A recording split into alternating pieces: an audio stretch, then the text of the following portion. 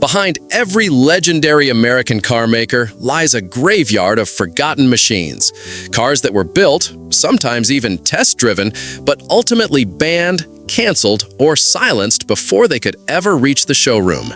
Whether due to safety concerns, legal issues, internal politics, or fears of public backlash, these rare prototypes and concept vehicles from Ford, GMC, and Studebaker were quietly erased from history. Here are 9 incredible cars they built but never dared to release. Dear viewer, don't forget to subscribe to the channel. Thanks for your support. Number 9. By the early 1980s, the American automotive landscape was shifting. Performance was making a tentative comeback. Turbocharging was the buzzword of the future, and convertible excitement was cautiously returning after the soft-top near extinction of the 1970s. Ford, trying to stay on the edge, explored the possibility of marrying these trends into one machine, a turbocharged convertible Mustang. Thus, the 1983 Ford Mustang GT Turbo Convertible prototype was born, and quickly buried. In the early 80s, Ford was experimenting with turbo technology to boost performance without triggering gas guzzler taxes or falling afoul of emissions regulations. They had already placed a turbocharged 2.3-liter inline-4 engine into a few cars like the Thunderbird Turbo Coupe and early Mustang GTs. Meanwhile, convertibles were cautiously making a comeback.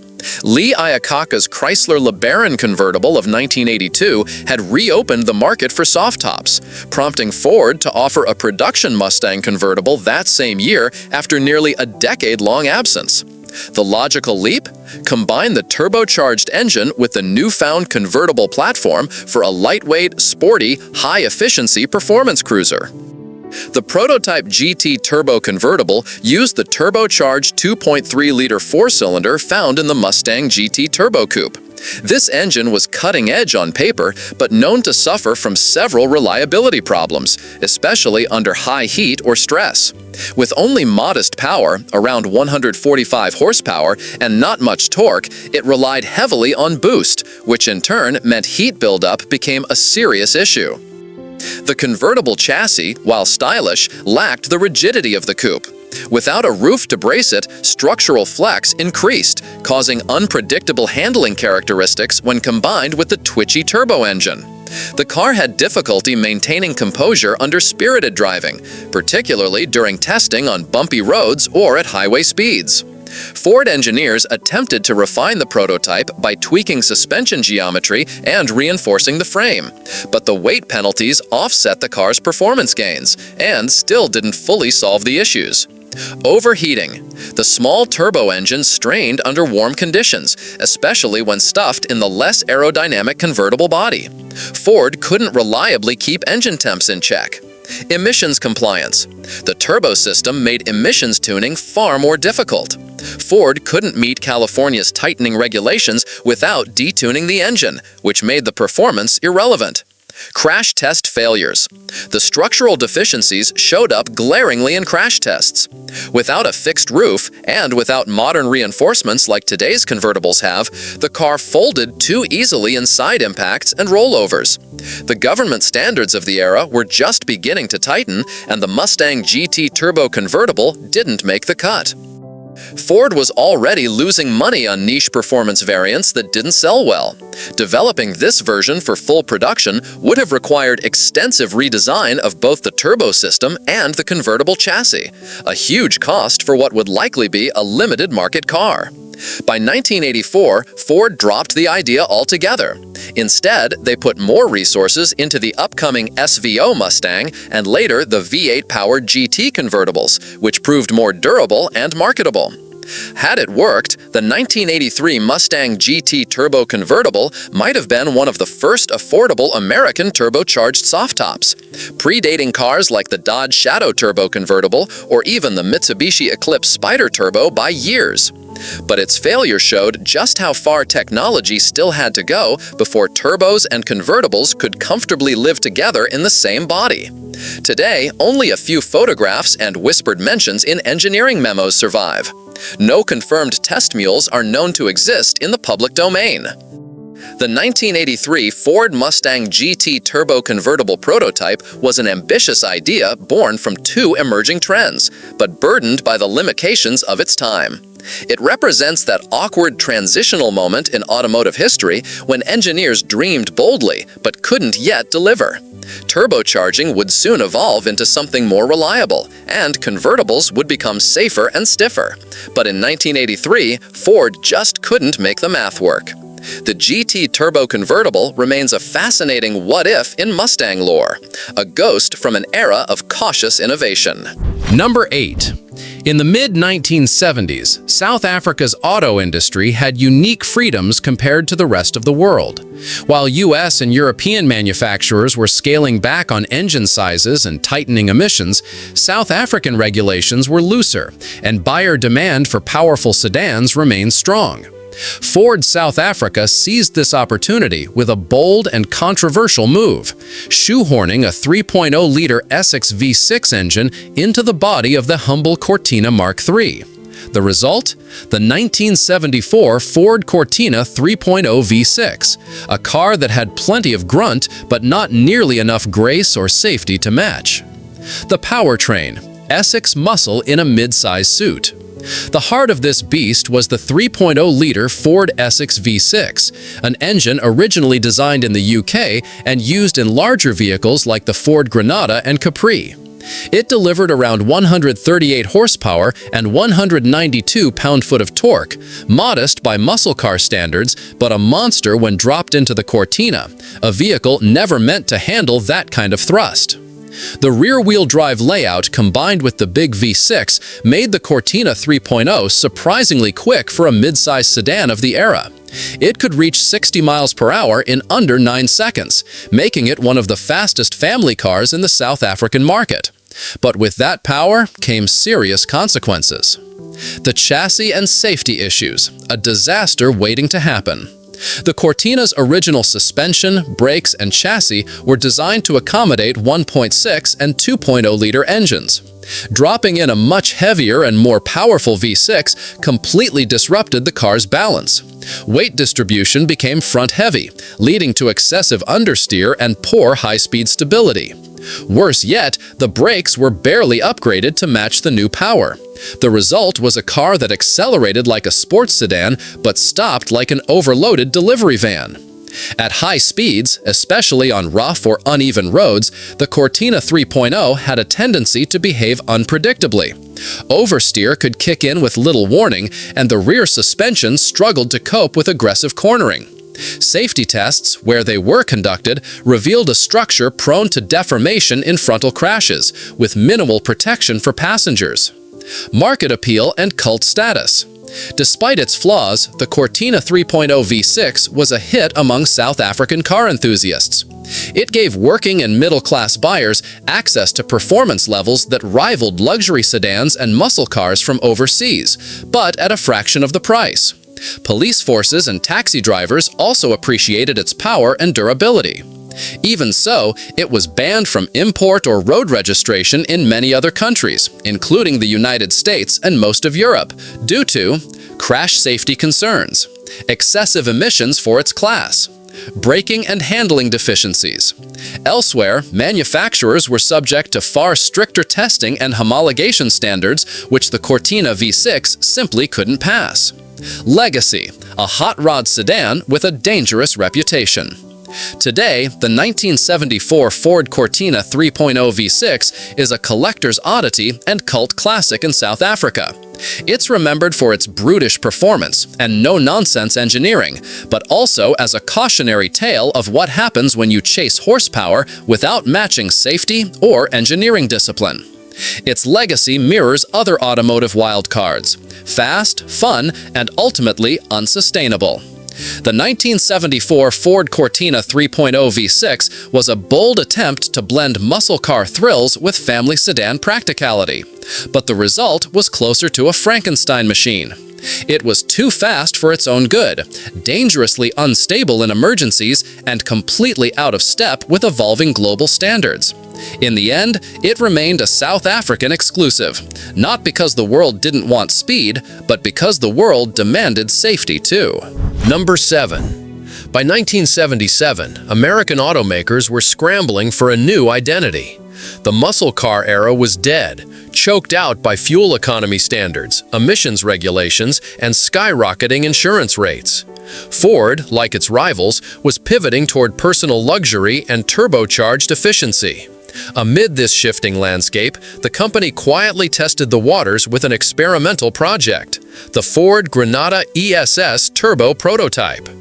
This prototype blended luxury car styling, performance aspirations, and the emerging technology of turbocharging, a cocktail that, on paper, promised to redefine Ford's midsize lineup. But while the vision was bold, the execution was deeply flawed.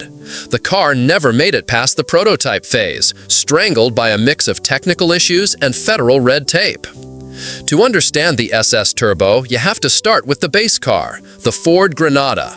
Introduced in 1975, the Granada was a mid-size sedan that Ford marketed as a domestic alternative to European imports like the Mercedes-Benz 280.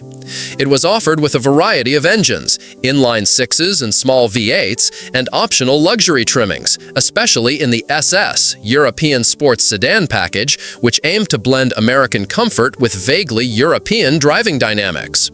But let's be clear, the Granada was never a performance car. It was heavy, understeering, and fundamentally a tarted-up compact built on old Ford Maverick Falcon bones. So when Ford began experimenting with turbocharging the Granada, it was doing so on a platform that wasn't exactly designed to handle extra horsepower or heat.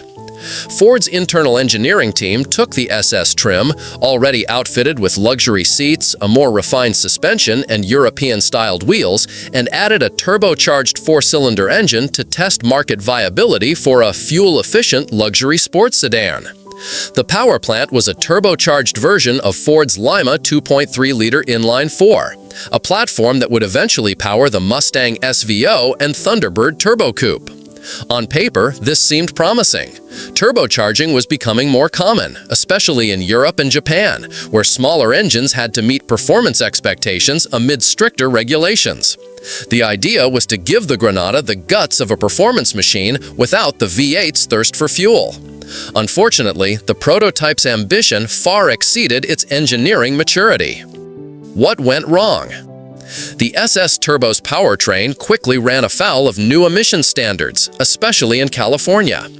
The turbocharged 2.3-liter engine generated excessive NOx emissions due to high combustion temperatures, and Ford couldn't get the prototype to meet EPA guidelines with the technology available at the time.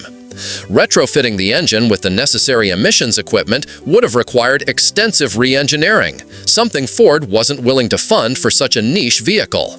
Turbocharged engines generate immense heat, and the Granada's engine bay wasn't designed for it. The prototype suffered from heat soak, premature turbo failure, and cooling system breakdowns during test runs. In the hotter climates of Arizona and California, test cars routinely overheated under load. This made the vehicle unreliable, a deal-breaker for a car marketed as a luxury alternative. Adding power didn't magically fix the Granada's outdated chassis.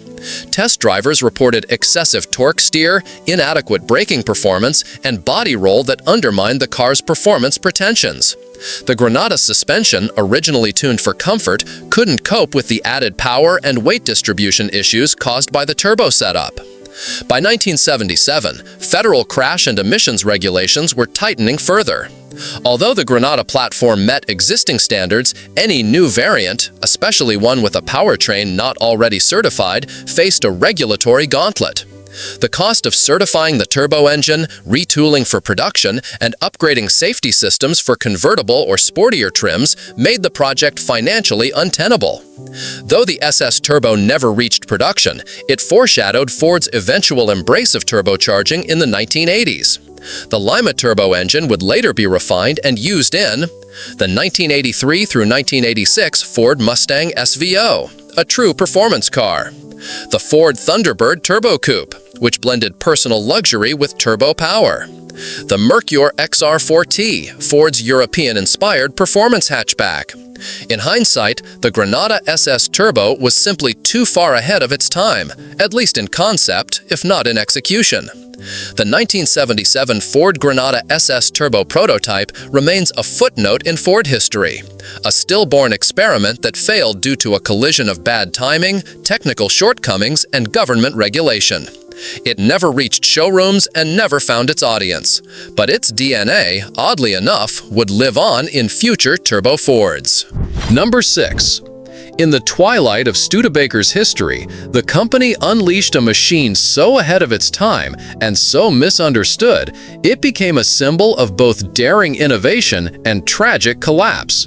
That car was the 1964 Studebaker Avanti R3, a high-performance, supercharged beast that briefly burned bright before vanishing into obscurity. With its radical design, aerospace-inspired engineering, and monstrous power, the R3 Avanti was the company's last desperate attempt to prove it still belonged among Detroit's heavy hitters. The Avanti line, a bold departure. The Avanti wasn't born as just another car, it was Studebaker's moonshot. Launched in 1962, the Avanti was designed by Raymond Loewy, the famed industrial designer behind iconic Coke bottles and streamlined locomotives. Its sleek fiberglass body, Coke bottle beltline, and aircraft-style cockpit stood in stark contrast to the slab-sided sedans of the era. Beneath the skin, the standard Avanti packed a supercharged 289 V8, the R1 and R2 variants delivering respectable power. But it was the R3, developed by Andy Granatelli's Paxton Products division, that took the car into a whole new league. The R3 engine, factory-built fury. The heart of the R3 was a supercharged 304.5 cubic inch V8 that was factory rated at 335 horsepower. But this was a conservative number. Dyno tests suggested the real figure was closer to 400 HP. It was mated to either a 4-speed manual or an automatic transmission, and it could launch the Avanti to 60 miles per hour in around 5.3 seconds, an incredible figure for 1964. Key features of the R3 package: Paxton centrifugal supercharger at 6 psi boost, forged internals including pistons and rods, high lift camshaft, revised heads with larger valves, high-capacity fuel and oil systems. These weren't dealer add-ons, they were installed at the factory. It was one of the earliest examples of an American company creating a true factory-built supercar. Why it failed? Red tape and financial collapse. Despite its mechanical brilliance, the R3 Avanti was born into chaos. Studebaker was bleeding money by the early 1960s, and by 1963, it shuttered its South Bend, Indiana plant and shifted limited production to Hamilton, Ontario. Several forces doomed the R3. Emissions. The supercharged engine couldn't meet the tightening emission standards in key markets like California. Insurance. With a near 400 HP motor and aggressive styling, insurers treated the R3 like a loaded weapon. Premiums were astronomical. Safety and cost. The Avanti lacked modern crash safety features. Combined with its low-volume fiberglass body, this made it an expensive liability. Company instability. With Studebaker's production winding down, buyers feared a lack of parts and support. Ultimately, only 9 Avanti R3s were ever built. Despite its commercial failure, the R3 Avanti became a legend. It was one of the fastest production cars of its era, capable of hitting 170 miles per hour in tests at Bonneville. It anticipated the muscle car wars by years and gave a glimpse of what Studebaker could have become if the timing and economy had been different. Its rarity and performance make it one of the most collectible American cars ever built, with surviving examples fetching high six-figure prices at auctions. More importantly, it stands as a testament to what happens when bold design, experimental engineering, and a failing company collide. The 1964 Studebaker Avanti R3 was a shot across the bow of the American auto industry, a signal that the future could look radically different. But instead of becoming a revolution, it became a relic. It was simply too fast, too expensive, too advanced, and too late to save its maker. Yet, in that failure lies its mystique. For a moment, Studebaker challenged giants and built a supercharged sculpture that still stirs the soul of anyone lucky enough to see it rumble to life. Number 5. The 1971 GMC Sprint GSX clone occupies a strange but fascinating niche in the history of American performance vehicles. An aggressive mashup of muscle car bravado and utilitarian pickup practicality. Though short-lived and essentially blocked by internal politics, this forgotten beast nearly gave GMC its own version of the Buick GSX and Chevrolet El Camino SS 454. But corporate strategy and brand rivalry saw it quietly buried before it could even roar. GMC, General Motors Truck Division, introduced the Sprint in 1971, essentially a rebadged Chevrolet El Camino to give GMC dealers a car-truck hybrid of their own. It shared most mechanical and structural elements with the El Camino, including the A-body platform, body lines, and even interior options. However, unlike Chevy's more performance-oriented variants, GMC initially positioned the Sprint as a practical utility vehicle with modest styling and trim. Still, this was the peak of the muscle car era, with the El Camino SS offering big block power and flashy stripes. Someone within GM, reportedly from GMC's marketing or engineering division, decided to explore a bolder idea: a Sprint dressed up like a Buick GSX and stuffed with a high-powered 455 V8. The GSX, Buick's ultimate muscle machine, had debuted in 1970 with wild graphics, hood stripes, a front air dam, rear spoiler, and GM's monstrous 455 cubic inch V8 with 510 pound-feet of torque. It was a visual and performance statement, something that screamed against Buick's gentleman driver image. So imagine that same aggressive GSX attitude, but now fused to the body of a utilitarian truck. The GMC Sprint GSX clone was reportedly built in-house or by a dealer-sponsored initiative, depending on the version of the story.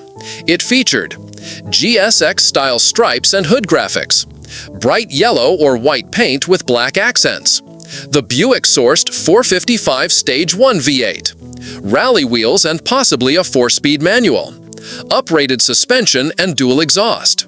The result was a true wolf in wolf's clothing, a torquey hauler that could humble muscle coops at the drag strip while carrying plywood in the back. So why didn't the GSX-inspired Sprint ever see production? The answer lies in GM's complex internal branding politics.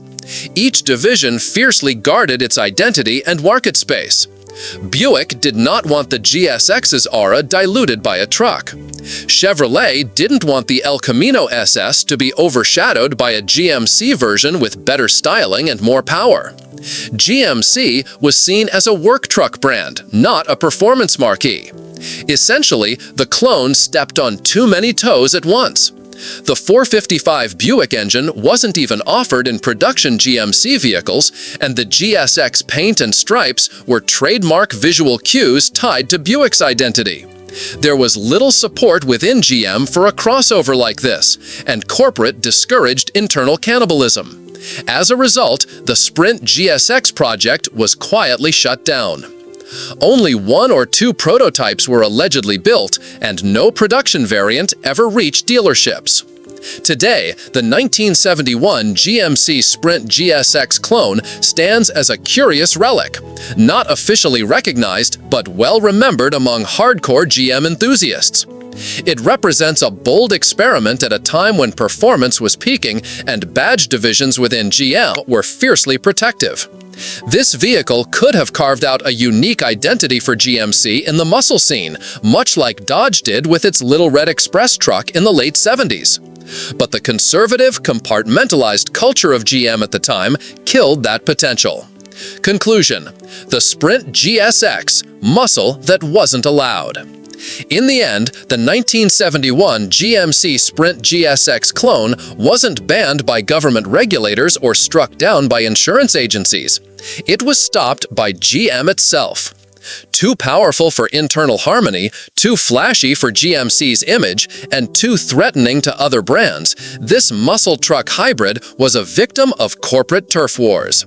Had it been allowed to flourish, it might have redefined GM's role in the high-performance world, years before the GMC Cyclone or Typhoon came along.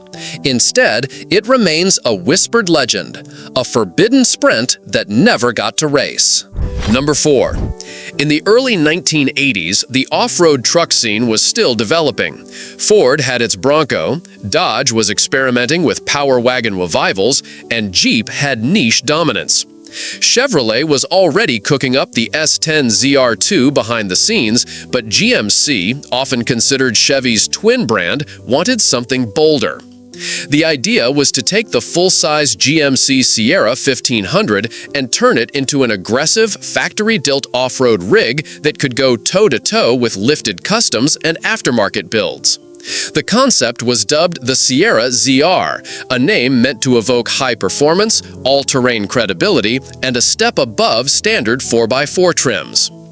According to internal documents and surviving test mules, the GMC Sierra ZR would have included special heavy-duty suspension with increased travel and unique shock tuning, off-road tires on 15 or 16-inch beadlock-inspired wheels, skid plates and tow hooks integrated into the chassis, limited-slip rear differential or locking rear diff option, custom exterior package including blackout trim, fender flares, and ZR badging, a powerful 5.7-liter V8 or even a high-output version of the 6.2-liter diesel in some test configurations, optional roll bar, driving lights, and roof-mounted accessories. Inside, the ZR concept was more basic than plush, manual windows and vinyl or cloth seats to appeal to hardcore truckers rather than suburban buyers. Despite early enthusiasm from engineers and off-road enthusiasts within GM, the Sierra ZR was ultimately canceled before reaching production. Several key factors doomed the project. Cost. Outfitting a full-size pickup with off-road hardware significantly increased unit cost. Management feared the ZR would have a price tag that couldn't be justified in a market not yet hungry for factory off-roaders. Brand conflict. GM was already developing off-road packages for the Chevrolet S10, the precursor to the famous ZR2. Adding a similar package to the GMC Sierra created marketing confusion and internal friction. GMC was supposed to be more upscale, not more aggressive. Market uncertainty. The 4x4 pickup craze hadn't fully materialized yet. GM executives were wary of investing in a niche model when fuel economy and utility were still king. Overlap with custom scene. Many dealers preferred to offer lift kits and accessories through third-party packages rather than support a factory-built off-roader. Though it never reached dealerships, the 1984 Sierra ZR left an imprint within GM. Lessons learned during its development fed into later efforts, including the successful launch of the Chevrolet ZR2 branding in the 1990s. It also helped GMC refine what its trucks should be. Not wild off-road rebels, but more refined workhorses and upscale alternatives to Chevy. Ironically, modern buyers now crave exactly what the ZR was supposed to be: factory-built, go-anywhere trucks like the Ram TRX, F-150 Raptor, and Silverado ZR2. The 1984 GMC Sierra ZR remains one of the great what-ifs of GM truck history. It was an idea ahead of its time, rugged, capable, and dripping with potential. But internal politics, branding conflicts, and fear of a niche market killed it before the public could ever experience it. Today, it lives only in whispers, test photos, and the occasional concept sheet, a shadowy trailblazer in the history of American off-road trucks. Number 3. In the flashy, excess-driven culture of the late 1980s, conversion vans were more than just family haulers. They were rolling expressions of personal style. Amid this backdrop, GMC toyed with a bold idea: the 1988 GMC Vandura GT conversion, a concept that combined the practicality of a full-size van with the aesthetics of a muscle car and the presence of a show vehicle. It was a factory-backed experiment in flamboyance, and it never made it past the prototype stage. The vision: performance meets van culture. By the late 1980s, full-size vans had become popular platforms for customization. Companies and individuals were fitting them with plush interiors, TV sets, loud paint jobs, and performance mods. Sensing a potential opportunity to tap into this booming subculture, GMC's design and marketing teams began developing an in-house version that could bring custom van styling to showroom floors, without the need for aftermarket builders. The result was the GMC Vandura GT conversion, a one-off or extremely limited prototype based on the full-size Vandura G-Series platform. It was designed to stand apart from the sea of beige airport shuttles and contractor vans. Design and features: brash and bold. This wasn't your average cargo van. The Vandura GT boasted wide-body fender flares reminiscent of 1980s Trans Am muscle cars, an aggressive aero body kit including front and rear spoilers and custom side skirts, fog lamps, turbo-style alloy wheels, and GT-specific decals that gave it a street racer attitude. A two-tone or graphic-intensive paint job with bold striping nodding to the booming graphics craze of the era. A tuned 5.7-liter 350 small block V8 delivering more performance than any factory GMC van had offered before. Optional captain's chairs, a minibar, upgraded stereo, and shag-style trim to give it a GT lounge interior vibe. This van wasn't subtle.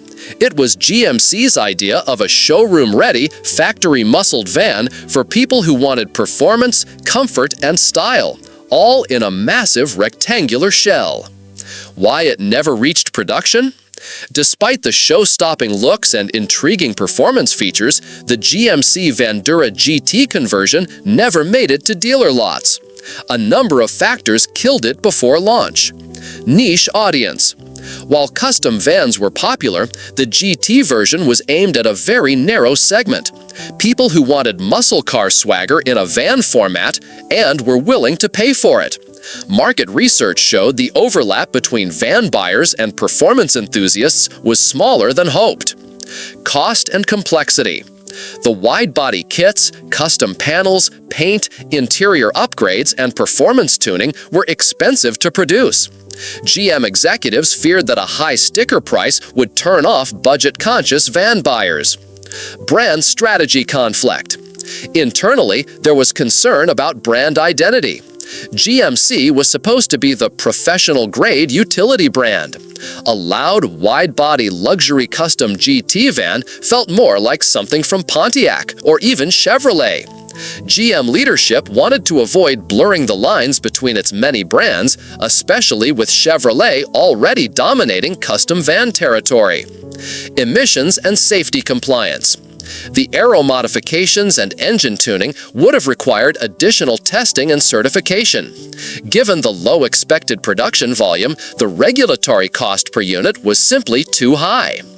By the late 1980s, the van culture boom was starting to wane. Minivans and SUVs were becoming the next big thing. The GT conversion, with its muscle van aesthetic, was already looking like a relic of a passing fad. Although the 1988 GMC Vandura GT conversion never reached mass production, its spirit lingered.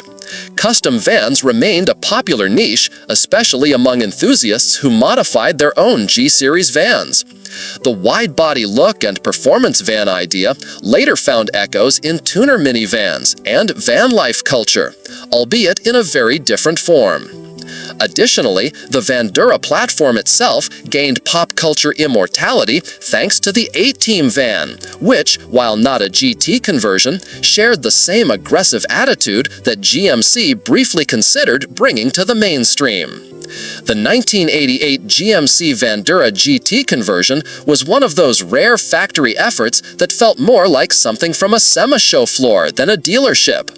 It was bold, outrageous, and wholly impractical for most buyers. And that's exactly why it never left the concept phase. In retrospect, it serves as a fascinating what-if from a time when even the most conservative brands dabbled in audacious design experiments.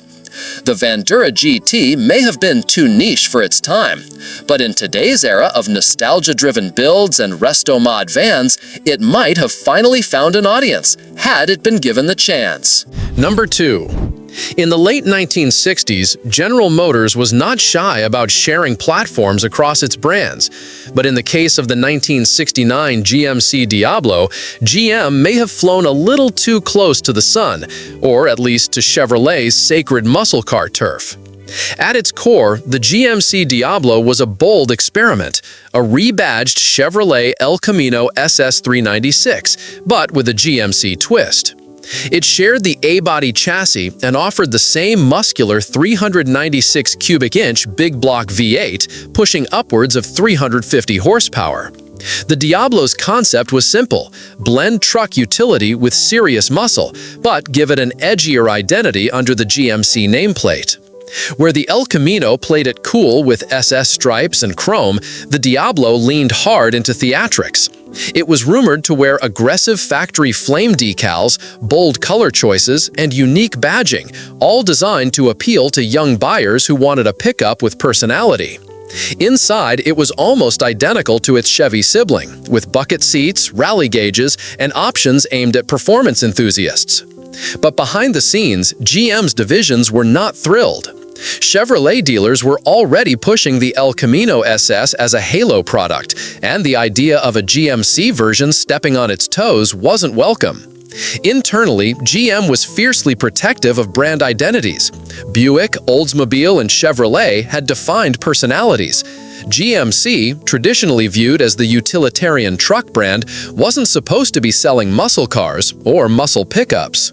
Complicating things further was the fact that GMC and Chevrolet shared showrooms in many areas, especially rural markets. GM's leadership feared customer confusion, brand dilution, and potential cannibalization of the El Camino sales. The Diablo's eye-catching design might have even offended conservative GMC truck buyers who associated the brand with no-nonsense workhorses.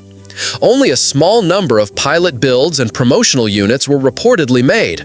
Some sources claim fewer than 25 units were fully outfitted before the plug was pulled. It was never formally launched, and no mass production occurred. The few Diablos that do exist today, assuming any survived beyond dealer test fleets or promotional events, are extreme rarities, more mythical than measurable. The 1969 GMC Diablo remains one of GM's strangest near releases, a fiery, badge-engineered anomaly born in the muscle car era but extinguished before it could burn too brightly. It's a reminder that even in the horsepower-hungry days of the late 60s, internal politics and branding strategies could be just as powerful as the big block V8s under the hood. Number 1. In the late 1950s, America's obsession with rockets, chrome, and the promise of space travel bled into every corner of industrial design, from home appliances to automobiles. Nowhere was this more over-the-top than in the tailfin era, when cars looked more like spacecraft than ground vehicles. But one forgotten GM project took that aesthetic a step further: the 1959 GMC Rocket Pickup, a wild concept that pushed jet-age styling into the world of utilitarian trucks. And that, perhaps, was its undoing. The Rocket Pickup concept: design first, function later. By 1959, GMC was exploring ways to keep up with the evolving American consumer. No longer were pickups solely the domain of farmers and tradesmen. Suburban buyers wanted vehicles that blended utility with style. Chevrolet was having success with the Cameo Carrier and El Camino, and Ford's Ranchero had proven that there was interest in lifestyle trucks. GMC's answer? The Rocket Pickup, a vehicle that looked like a GM show car with a cargo bed.